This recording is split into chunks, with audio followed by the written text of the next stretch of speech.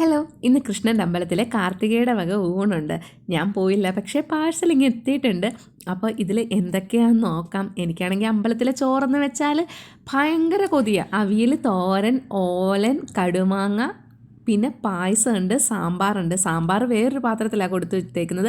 അതുപോലെ ഈ തട്ടത്തിൻ്റെ മുകളിലായിട്ടാണ് കറികളൊക്കെ വെച്ചേക്കുന്നത്. അതുകൊണ്ട് താഴെ ചോറ്. ഈ വോയിസ് ഓവർ കൊടുക്കുമ്പോൾ തന്നെ വായിൽ വെള്ളം വരുന്നു. എന്തൊരു ടേസ്റ്റായിരുന്നെന്ന് അറിയാം എല്ലാ കറിക്കും. അവിയലൊക്കെ അന്യായ ടേസ്റ്റ്, ഭയങ്കര ടേസ്റ്റ് കേട്ടോ. നിങ്ങളെ കൊതിപ്പിക്കുകയല്ല, എന്നാലും അമ്പലത്തിലെ ഫുഡിൻ്റെ ഒരു പ്രത്യേകത ഭയങ്കര രുചിയാണല്ലോ. എൻ്റെ ഈ കൊതി അറിയാവുന്നതുകൊണ്ടായിരിക്കണം സൂര്യയും കാർത്തിയും കൂടെ എനിക്ക് ഈ പാഴ്സൽ കൊടുത്തു വിട്ടത്.